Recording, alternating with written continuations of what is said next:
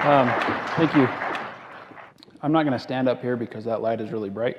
So I'm going to move down as we discuss this topic with everybody. And one thing that I kind of want to reiterate is that when we present this topic to different community groups, we generally start by asking, has anybody here not been affected or know somebody that has not been affected by the misuse of prescription medication or narcotic or illegal drugs for that matter?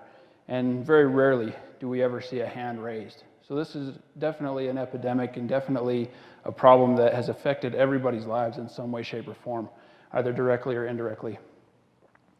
So during today's presentation, we're going to go over what's important and why you guys matter as staff for schools, as coaches, as parents, and as guardians of our youth within our community. We're going to go over the different topics and things of why kids misuse prescription drugs, what we can do as their leaders and as their parents within the community. We're going to give you 5 steps and 5 tips to help you communicate with those students and with your kids, as well as safeguard medications, how to spot prescription misuse, and the proper disposal of prescription medications. One of the first things that I wanted to present is the real danger that we face when we're abusing prescription medication. Using prescription medication is sometimes viewed as not as bad as abusing street drugs or illegal drugs, but I can tell you just from these stats alone that it's just as bad.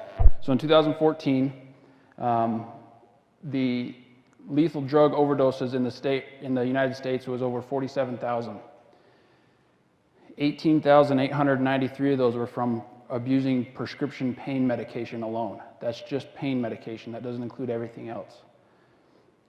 So 10,574 were from heroin overdoses.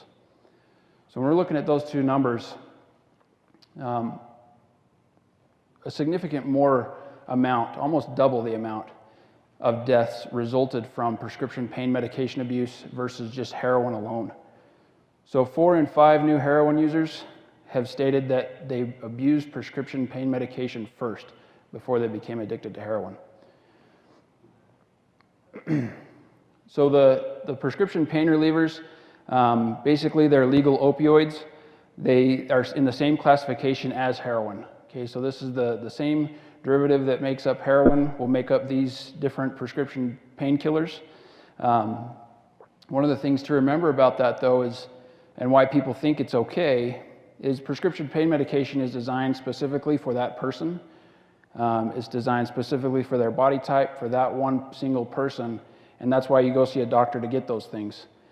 They're designed to be released into the body over a period of time, which is why generally they're, don't take more than 1 pill every 6 hours or something like that, whereas heroin is either smoked or injected into the body and you get the effects of the heroin right away. There's no delay there.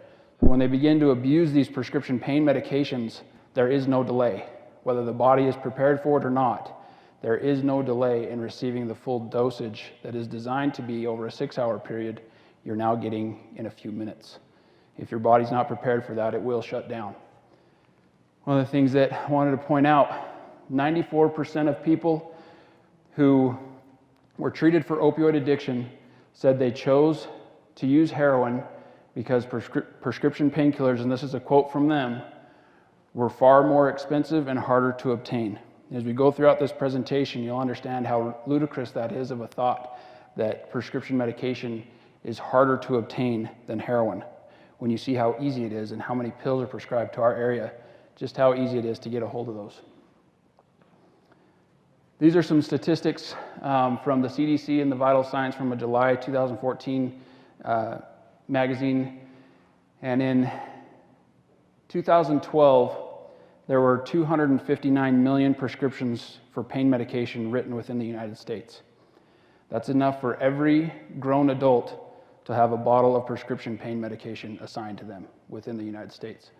So there's just a huge problem with the availability of prescription pain medications and other prescription medications out there is just so much greater than we anticipated and that we actually think about.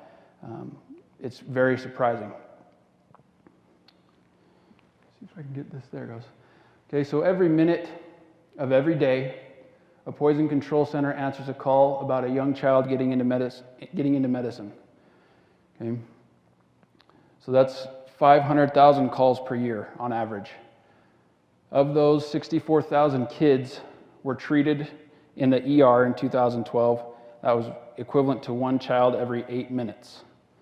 We've been doing this presentation about 8 minutes now. So one kid has already been admitted to the ER for getting into mom or grandpa's or mom and dad's medicine cabinet. Okay?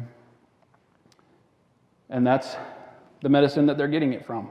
They're getting it from 77% combined between parents and grandparents. More and more now, grandparents and our older generation are living with our younger generation, and they are prescribed a significant more amount of medications than anybody else. And they have readily available and unsecured, very lethal amounts of medication in their homes. So what does that mean for us here in Navajo County and Apache County? 2014, the Arizona Criminal Justice Commission did a youth survey. Basically, they pass out the survey to the schools, and the schools present it to their students, and the students answer those questions anonymously. It's the best way for us to judge how we're getting through to our kids and what they're abusing out there. 1 out of 7 Navajo and Apache County students and our youth misuse prescription drugs in their lifetime. When they're asked in the last 30 days, had they abused prescription drugs, this was their answer. More 8th graders than 10th and 12th graders combined misuse prescription medication. A lot of times we think it's our older generation, our older kids that are getting into high school, getting ready to go to college that are abusing it. That's not the case. Those that abuse it as a much younger age. They don't understand what they're taking. They see mom and dad take it every day.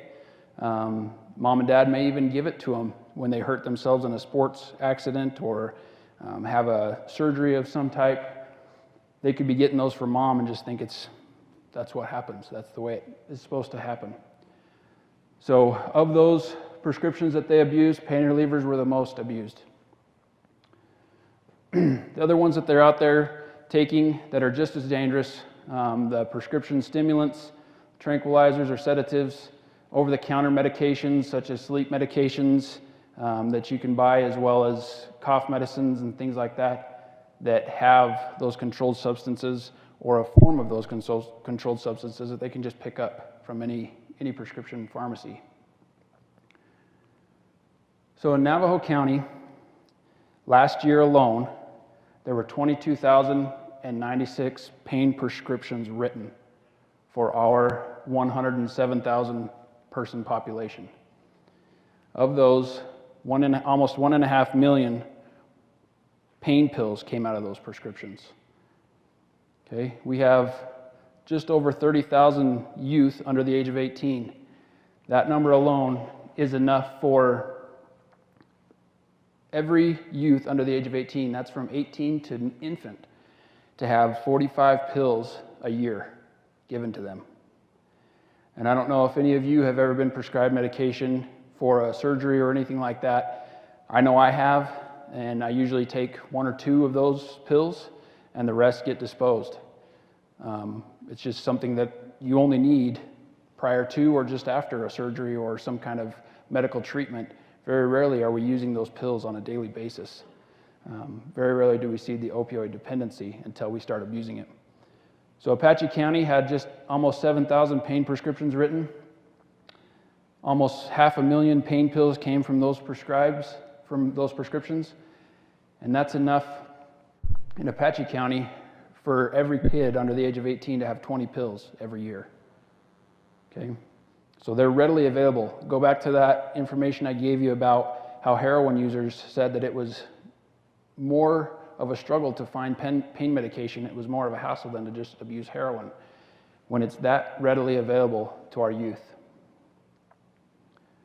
So of those 29,000 prescriptions, almost 2 million pills were prescribed, pain pills alone were prescribed in Apache and Navajo County last year. 2 million pills nearly. All of them were pain relievers. So you think about that in regards to that stat that heroin users moved to heroin because pills were too hard to come by. The availability and access. These are some kind of astounding numbers. 1 out of 5 take them from their own home. These are our youth. Half of the teens got their prescriptions from a friend, and 1 out of 6 of them got them from a parent or a family member. I don't know if many of you know this, but this right here is a Class 1 misdemeanor. Okay? If you wouldn't speed, you wouldn't break the law, you wouldn't trespass, but yet you're giving your prescription medication to your kid because they sprained their ankle or they got hurt in sports or they had dental surgery or whatever the case may be, they have a toothache. You're giving them your prescription. Not only are you committing a Class 1 misdemeanor, but now the child is also committing a Class 1 misdemeanor for possessing a prescription they're not prescribed. Okay, so there's consequences for those things outside of just what it does to our health, what it does to our lives. This is the other problem on the other side of this coin in regards to prescription drug abuse, is 1 out of every 3 of our youth that took the survey said that when they use prescription medication, they combine it with alcohol. Now, from a medical standpoint, those are 2 very, very bad things to be combining together.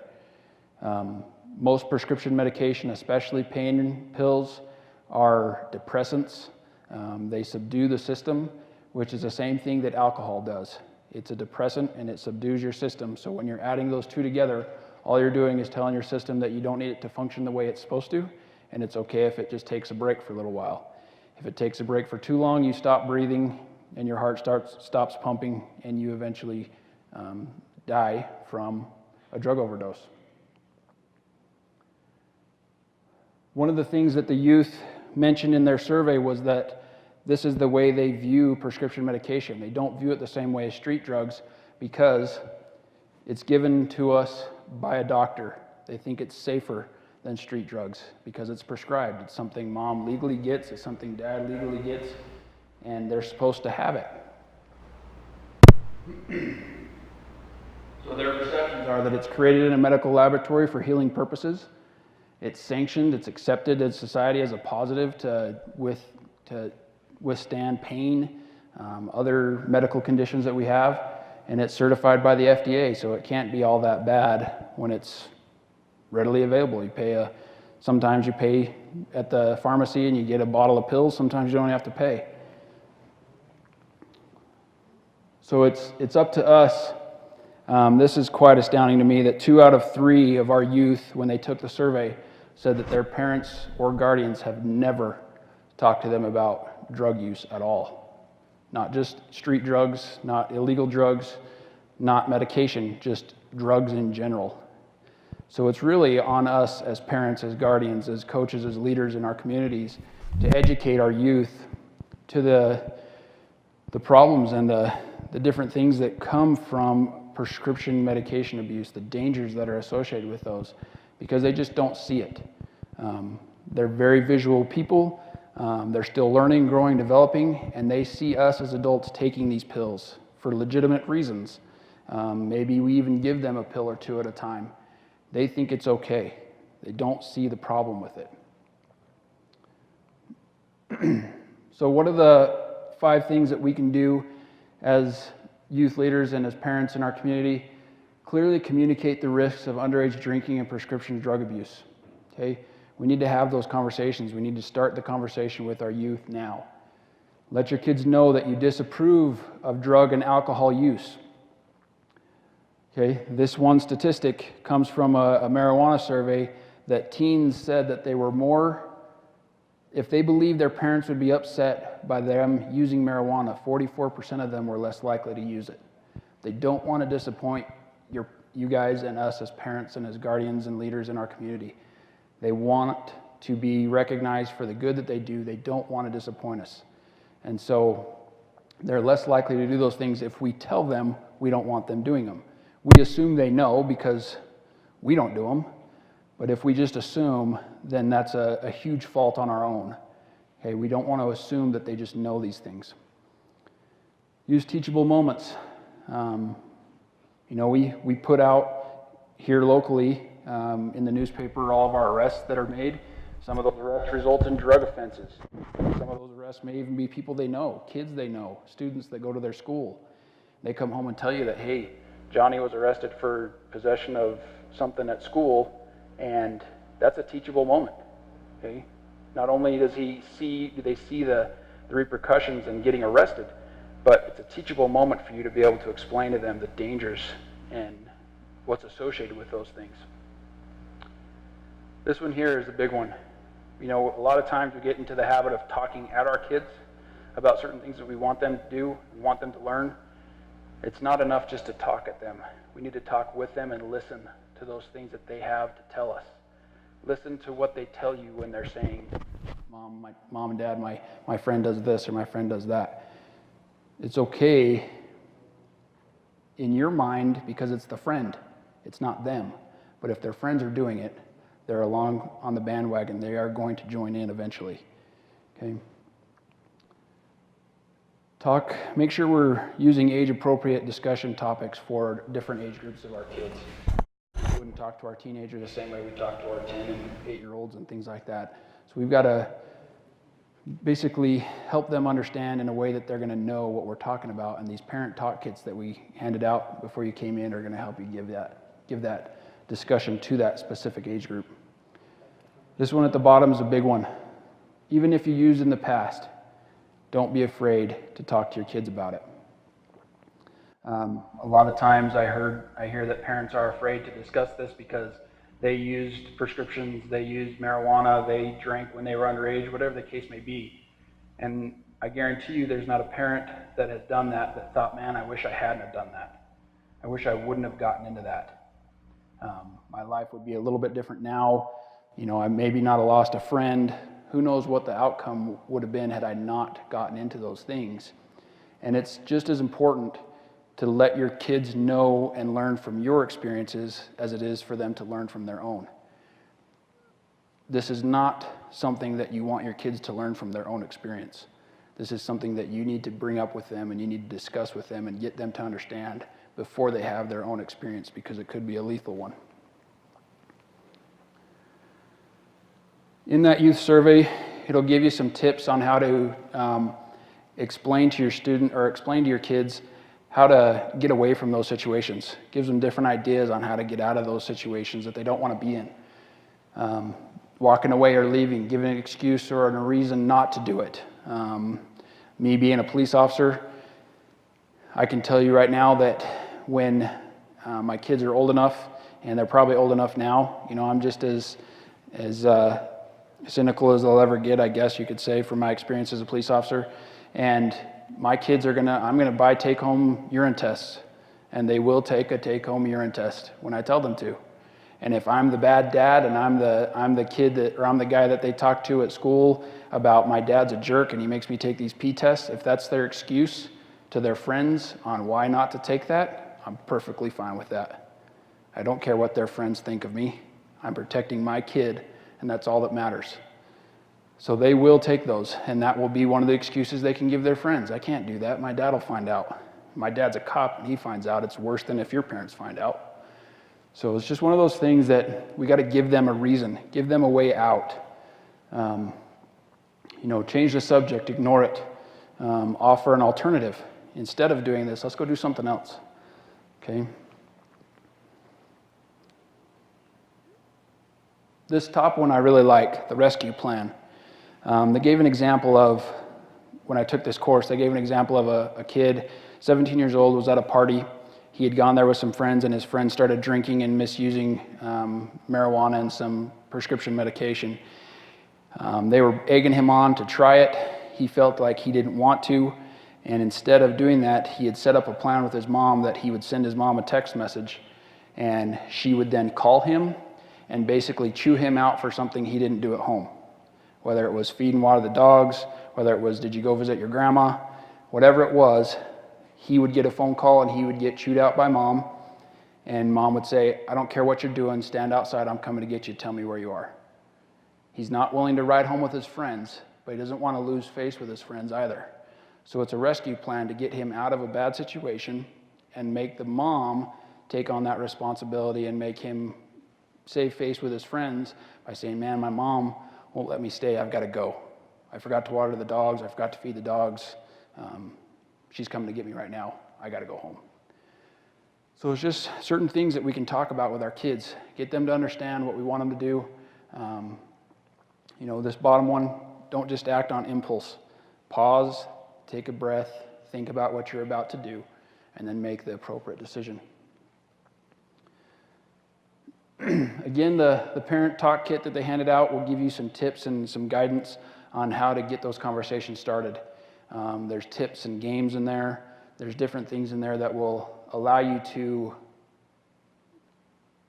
basically formulate a plan for a specific age group, for a large diversity of ages, as far as, if you have teenagers and young kids, coming together as a family to be able to present that together and talk about that together with each other. Some of the things that are out there that will help us to spot prescription drug abuse.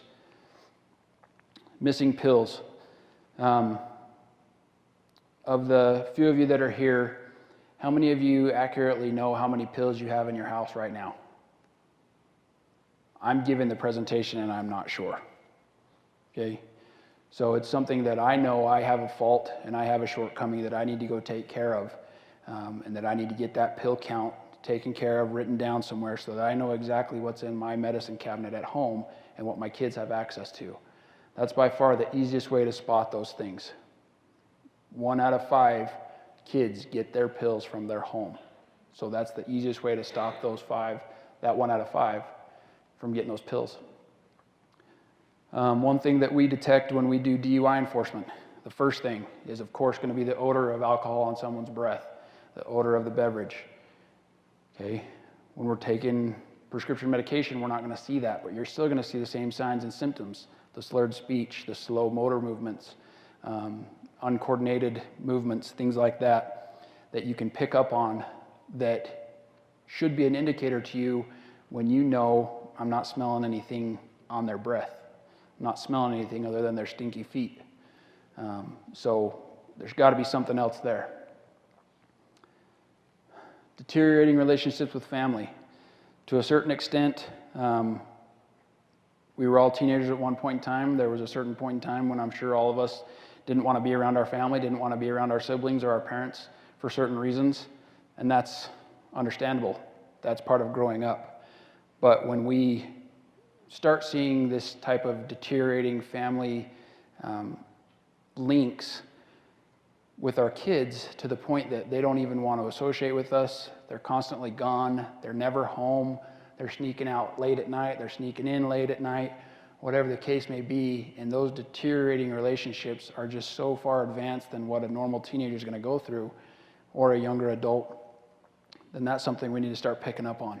That's something that's causing that reaction. It's not bad parenting, it's not bad observations on your part or guardianship, whatever the case may be. Something else is causing that kid, that young adult or that younger kid, to just push his family away. When we have open, honest conversations with our kids and we're able to discuss those things with them and we're able to have those conversations, then all of a sudden those conversations stop happening. We're not learning about their lives. We're not learning about what's going on at school. We're not learning about their friends, their girlfriends, their boyfriends, whatever it is. Those are things that cause concern. Abrupt changes in friends or the groups they associate with. When we, as kids, grew up with a group of kids that we liked hanging out with, that came to our house, we went to their house, and all of a sudden, those friendships start to deteriorate. Not necessarily a bad thing. They could be deteriorating because our kids are seeing something in their friends that they don't want to associate with anymore. And that's something we need to discuss with them, use that teaching moment. But it could be the opposite end. It could be that our kids are the ones that their friends are trying to get away from. So you got to take that into consideration. Those life changes, their only responsibility is school and to graduate from high school and graduate from whatever school they're in and get good grades, maybe have a job. But when those life changes start to be so significant that they just shy away from family. They stop opening up, they stop talking, they change their friends. Those are things that we need to be paying attention to. By far, one of the biggest things that we want to do as parents and as guardians and youth leaders here in the community, don't panic, okay? I know this sounds like doom and gloom. I gave you some stats as far as death tolls and things like that from prescription drug abuse. It is the reality. There's no way to get around it. That is the case. But it's not a cause to panic. But it is a cause to act right away. This is not something you want to just forget about and let go by the wayside and just think it's not going to happen to me. I live in little old Snowflake, Taylor, Show Low, Pine Top, St. John's, Round Valley, wherever it is. It's just not going to happen. And that's not the case. Let your child know you're concerned. Again, communicate your disapproval. Kids are less likely to abuse drugs or do something that they think their parents will disapprove of. Okay? Set limits, set rules and consequences. Have those conversations with your kids and make sure they understand that there are consequences for doing those, for being outside the limitations that you set for them. Look for evidence. Make lists. Keep track. We're going to watch a video here in a few minutes, and there's going to be some tips and things like that these parents that have gone through this and have struggled with this and have lost a child out of their lives because of this epidemic, that they will explain to you what they saw, what they heard, what they were seeing in their kids and how they changed. And key in on those things. Pay attention to those things because they could happen within our own families. And if none of that's working and you still feel like there's a problem, something else is not right, there's always professional help. Don't be afraid to seek professional help. That is by far the biggest thing that we're going to have a hurdle to get over is the fear of what other people will think in the community if I get my kids psychological or emotional or physical help, professional help, and what will happen if I call the police. What will people think if I call the cops and my kid gets arrested and his name is in the paper or her name is in the paper? We can't think like that. I would rather have my kid's name on the front page of the paper with his picture as big as it could be on the front page having been arrested than have his obituary on page 4 with a couple of paragraphs about who he was. One of those things that they key up on as far as special vulnerabilities is if we have family history, a predisposition to abuse alcohol or drugs. We all know our family history. We know where those struggles come from. And if our family is more susceptible to that because of previous history with it, those are things to pay attention to, key in on, take extra caution with. Do their friends who are really close to them, do they have a problem with drugs, alcohol abuse? Does their home contain those things that we suspect maybe there's a little something going on that we don't want our kids around? Are we seeing signs of early first use in our kids? This is as they're young, before they hit teenage years. Are they using before they become young adults? If they are, they're more susceptible to carry that on through the rest of their life. I read a study today in preparation for this that the first time somebody used prescription pain medication, became addicted and started abusing it, when they finally got off of it, it was 15 and a half years later before they were able to kick the habit they started. So it will affect them for a very long time if they're even able to get rid of it to begin with. Do they have any diagnosed or undiagnosed medical conditions? Okay. Don't be afraid to seek professional help. It's there, that's what it's for, that's what we have insurance for, that's what we pay for, to be able to use those skills that others have mastered to be able to help us in our lives. Don't be afraid to use them. Have they started having problems in school? Have their grades started to deteriorate? Okay, those are early signs and early symptoms of prescription alcohol or other drug abuse. So this video that we're going to play next, it's just over 10 minutes long. You're going to see several families, 5 families who struggled with this. Some of those families lost loved ones, lost kids, high school age kids in their lives, and some recovered, and some survived, but in no way, shape, or form were the same person they were before they started the addiction. There's going to be some questions afterwards. I may just ask them and pose them to you as a thought process for you to maybe take some notes and think about, rather than get into a discussion with limited people that we have here. But take a few minutes. Like I said, it's just over 10 minutes long.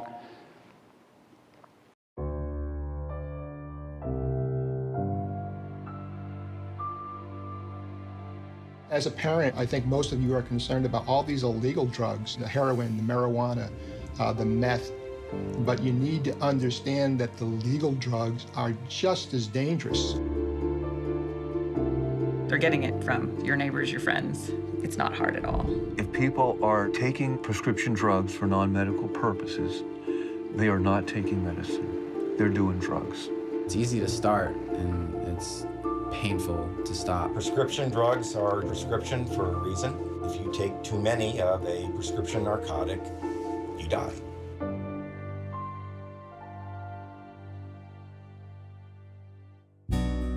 Chelsea was very well liked by her friends and by her teachers. Ronnie was going down to Tennessee State to be the next player to come out of Tennessee State. Joey was extremely popular, just surrounded by friends. Mark was an athletic, fit-looking kid. Aaron enjoyed talking and debating with any and all people. The prescription pain pill problem is a huge epidemic. This is an epidemic. This is an epidemic that is infiltrated our young people. We never had a conversation with Joey about prescription drugs because we truly had no idea that there was any kind of recreational use going on. How many guys know it's not used by The first time I started doing painkillers was when I was 17. I would steal pills from my friend's mom. Her stepmom had script for Vicodin. That was like heaven. I went in her room and stole Vicodin every day. He would ask to use the bathroom in other people's homes, and he'd go in there and go in their medicine cabinets and steal prescription drugs. These medications are available everywhere in every socioeconomic environment. Ronnie was the starting halfback, one of our best players. He got several scholarship offers. Ronnie was very popular in the neighborhood. Ronnie was a neat freak, clean freak, always had his hair braided. When he got into the pill use, his mood changed. He changed, like, was that Dr. Jekyll, Mr. Hyde?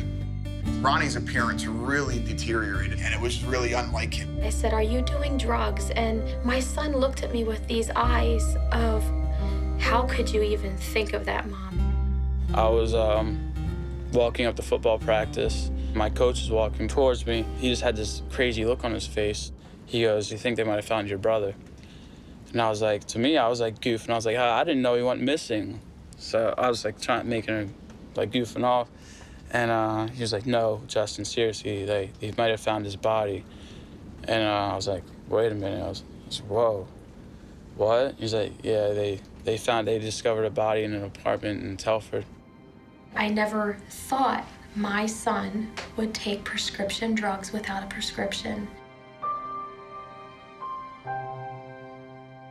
Parents often trip themselves up by asking a simple question, "Are you using drugs?" No. One has to be able to say, "I'm seeing some signs here that concern me." He was a little bit more argumentative. We thought that was maybe hormones. The person has what we call pinpoint pupils. Literally, the pupils look like a pinpoint. She slept odd hours. We didn't know why he was sleeping so late. If I wasn't able to get high, then I didn't want to get out of bed because, the physical withdrawals. We were missing tinfoil from the kitchen, missing spoons. We'd find the pens that were cut in half. Straws. There were a lot of charges coming on the credit cards. We thought that there was somebody stealing money out of our account. That's probably a pretty good clue there's something going on.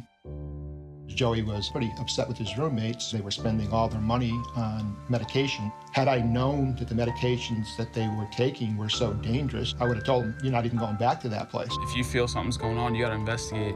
I thought it was just a phase. We partied when we were in high school, and it's just sort of a phase you go through as you grow, experience life, and you grow out of it.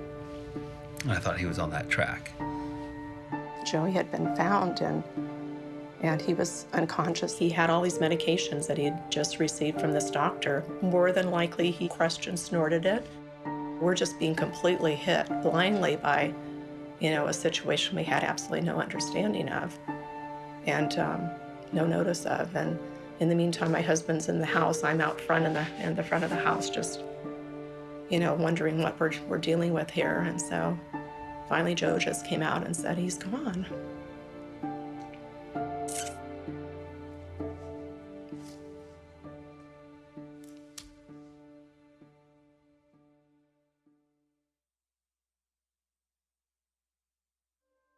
I was downstairs getting ready for work, and Cookie told me she couldn't get Mark up. Mark was powerful and had the nickname in some circles of Tank. I reminded her that what she had to do was get a cup of water and splash him with it and stay out of his way.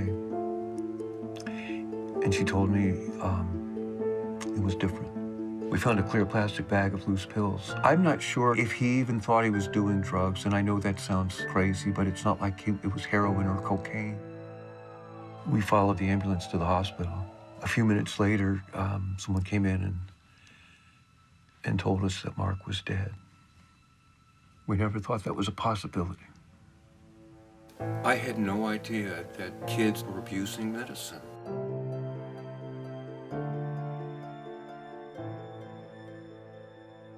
I came home one night, saw the basement light on, and went up to the window, and my son was crushing and snorting the pills. We would find pills in the shoes, in the jackets that are hanging in the closet, in the pockets. I found some pills hidden under his cushion. They were in his socks. I never checked my kid's socks. He took the light switch plate off and put them in there. Look everywhere. Is it an invasion? No. You're doing the right thing as a parent. I would question Chelsea, and she would always assure me that everything is fine and nothing's wrong. Kids don't want to get in trouble, so they're going to tell you exactly what you want to hear. There was always something down deep inside that said to me, something's wrong. You doubt yourself because you wonder if you're making a bigger deal out of something. Maybe deep down my parents knew that I was high. You can't always believe your child. Their lies get bigger when they're trying to hide substance abuse. I knew her inside and out, and I remember Chelsea as the little girl that she used to be. I looked at him and I only saw the most beautiful son in the world. It was very difficult to think that she would be lying to me, which she was. She was out using and abusing prescription drugs. Long-acting agents like OxyContin are meant to be delivered in the body over a period of hours, if not a day. If they're chewed, crushed, and snorted, you get the entire dose at one blast, and if the body's not ready to accommodate that, you will stop breathing. We needed to call the police. But what are their neighbors going to think? Put all of that aside and focus on what's important, as difficult as it may be. Families can't get too caught up in the idea that there may be an arrest charge of my son or daughter. They could be in jail. They could be in the morgue. The law saved my life. If my mom hadn't called the cops on me, I don't know where I would be right now. It was the most difficult thing to do, to call the police on your own child. It was horrible. I have gone from putting importance on things like what college are you going to get into, to just celebrating the fact that she's alive today. She's doing very well. She's clean and sober. She's productive. She's sweet. And I have her back, and I'm thankful. And it's wonderful. Aaron had spent the night at a friend's, and they found him blue and non-responsive. They took him to a local hospital. He was using Vicodin, Valium, which we found out through his toxicology, what was in his blood system. I witnessed him have 2 heart attacks in ICU. He had staph, he had pneumonia, he went through seizures. The doctor was explaining to us that he was going to die. We held his hands on each side, and we started crying, and he just laid there. People use the medications in an abusive way, not knowing what the full consequences are, and somebody ends up here. Within 24 hours, Aaron had opened his eyes.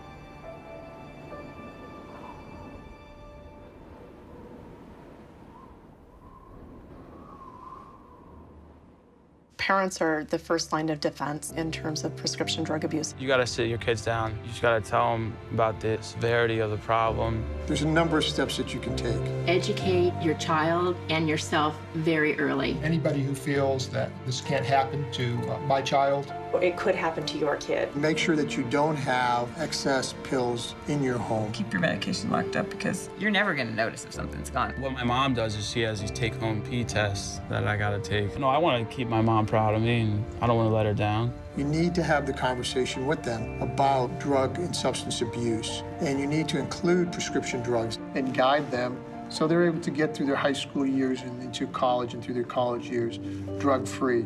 Have this conversation before it's too late to have this conversation.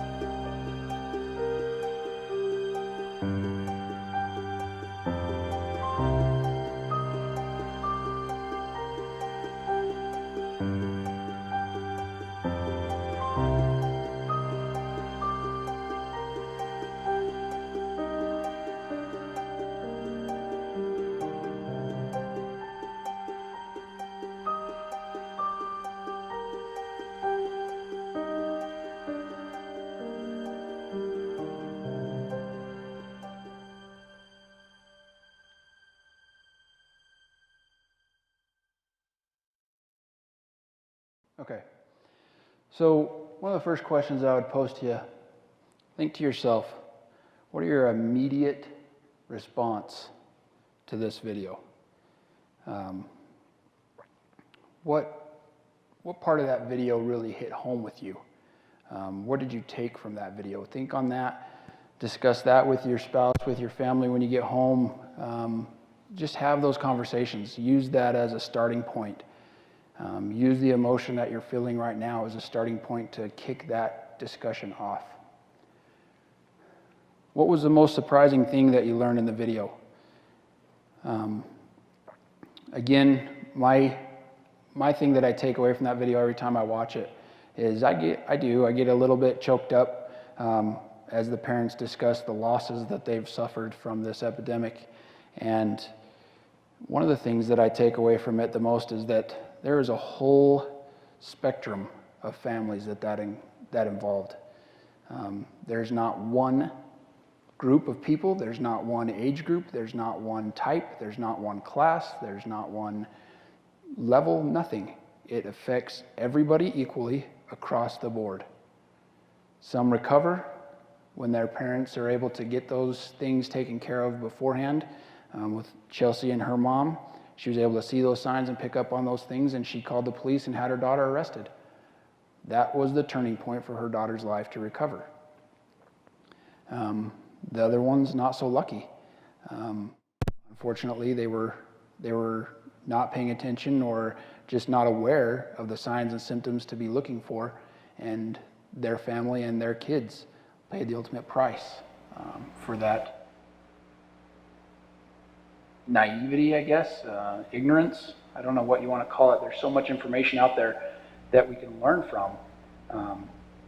These types of things, internet, flyers, I mean, you name it, there's education out there all over the place. There's just no excuse for it anymore. What do you think, put yourself in their shoes, what do you think those families would have loved to have done differently?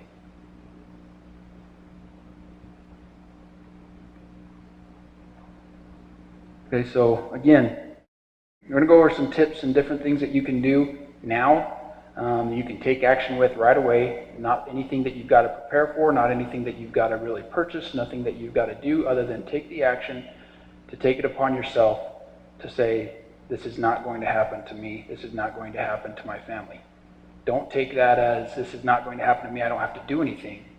This is not going to happen to me. I'm not going to allow it. Okay. Learn about medications kids are abusing, which we're doing today. Establish some family policies. If mom and dad are given a prescription for medication and your son or your daughter is an athlete or in sports or rides horses, whatever the case may be, and they get injured, if they need a prescription, they need to go to the doctor and they need to obtain their own prescription. That is not something that you give them as a parent, because all you're doing is saying, it's okay if I give it to you, which in their mind means it's okay if my friends give it to me too. I love my friends just as much as I love my parents, and if it's okay for my parents to do it, it must be okay for my friends to do it. Okay? It's not okay.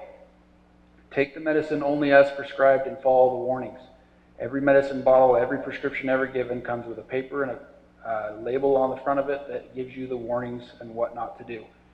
And what's funny is one of the top things on that list is do not combine with alcohol. And that's 1 out of every 3 youth combine prescription medication with alcohol. Again, talk with your kids in your life about the risks. If for whatever reason your kids do end up getting injured or they end up having a medical issue where they need to get a prescription, by far and by all means, do not let them monitor and prescribe those pills and give them those pills to themselves. You are the parent, you are the adult, you are their guardian. It is your responsibility to make sure they take their medication the way it is designed to be taken. If it says every 6 hours, you give them the 1 pill at 12 o'clock and you say, I'll see you at 6 o'clock, not before then. Okay? They get 1 when they're told to get it, and that's all they get. Okay, that's why it's designed that way. That's what it's for. And use that, that sounds a little harsh, but use that as a teaching tool. There is a reason why I'm being so strict. Give them that explanation. Let them understand and grow and develop as you grow and develop in their education and their protection. So there's some things that we can do in regards to safeguarding our medication at home. I like this last bit right here, not only in our own homes, but in our friends' homes. When I was a kid, I spent probably more time at my friends' houses, staying over, staying the night, going to their house after practice, whatever we were doing, getting into trouble when I was a kid, as much as you could get into trouble in Snowflake. I spent just as much time at their houses than I did at my own. And so it's just as important for us to have that conversation with other adults and with other people in our lives where our kids are going to hang out, going to stay, going to be where there's probably medication that they are not locking up as much or taking the same precautions that you would. Educate them. Let them know the dangers of not doing those things. Let them know how easy it is for their kids to get access to it. And if they're going to be having your kids stay at their house, you would hope that they would take those precautions as well. Keep track of and an inventory of your refills. Keep track of your pills at home. If that means going home, taking account of your medication and writing it down in a notepad, taking a pill count journal, if you will, and keeping that with you so that you know exactly how many you have and doing an inventory. Check your inventory every now and again. Make sure you have everything that you're supposed to have. You know what you've taken as the adult. You know what should be there. Don't leave prescription drugs out in the open. That's by far the easiest way to lose them, is just taking those, thinking, well, it's not going to happen to me. It doesn't happen. My kids know better. Unless you've had that conversation with them and taught them, they don't know better. They know what they've been told at school, by friends, by the internet, by YouTube, you name it. They know that. They know nothing of what you haven't told them.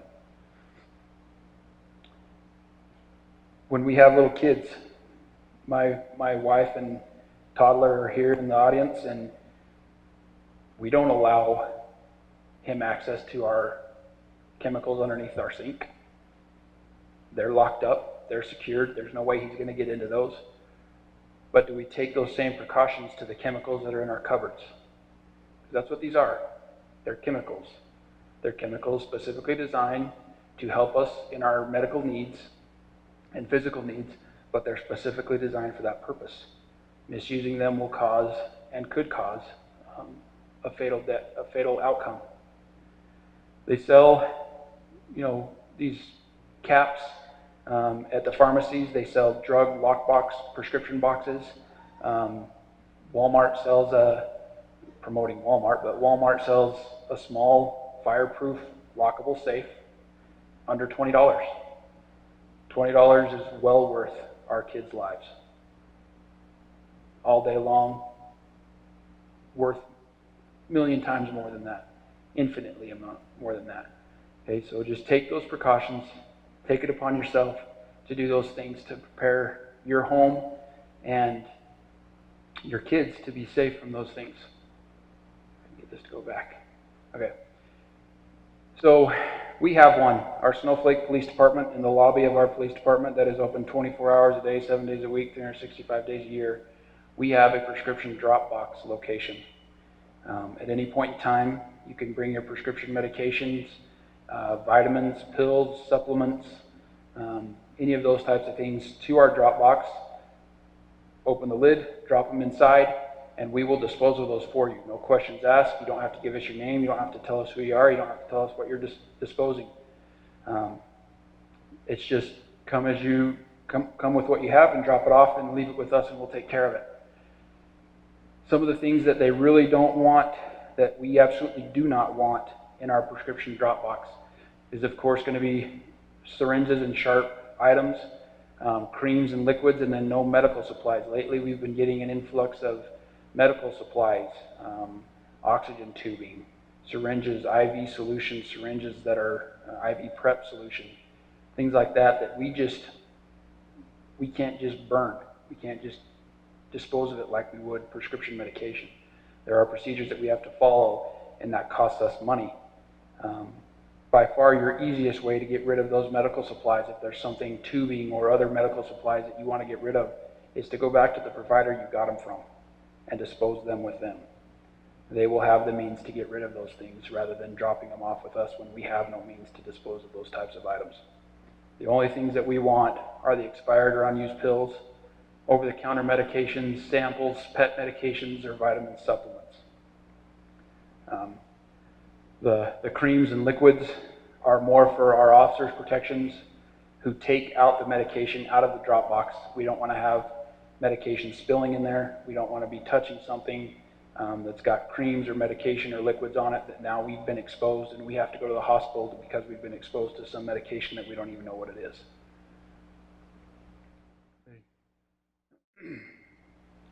One of the checklists that for today, things that take home, and just to remember, talk with your children in your life about the prescription drug abuse and ask your family and friends to do the same. Secure your medications. Dispose of unused or expired medications. Don't share medication, and ask your doctor or dentist if they are signed up for the prescription drug monitoring program. That is one thing that we're finding. The more and more we talk about these types of things and the more and more awareness we're presenting to doctors and pharmacists in regards to the prescription drug monitoring program, the less likely we are to see an abuse of those prescriptions.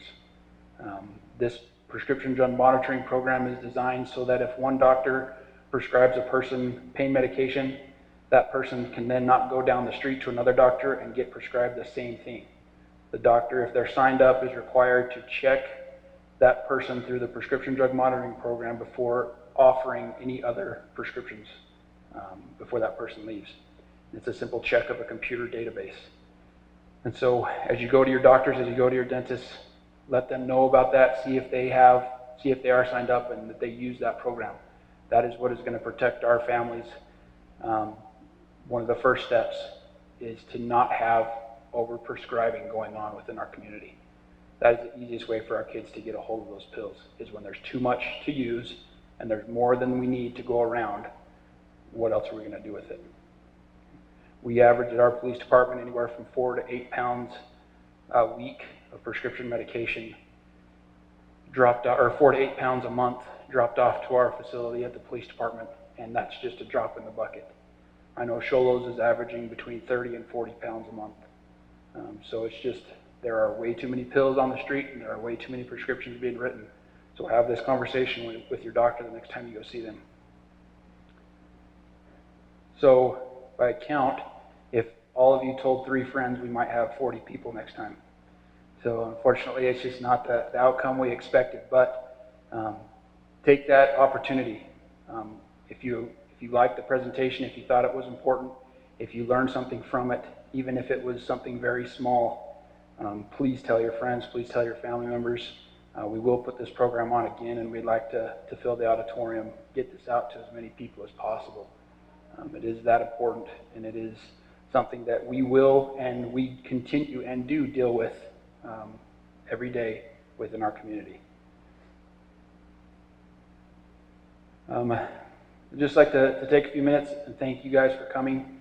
I'd like to thank the ladies in back there, Melissa, for preparing all the handouts and everything.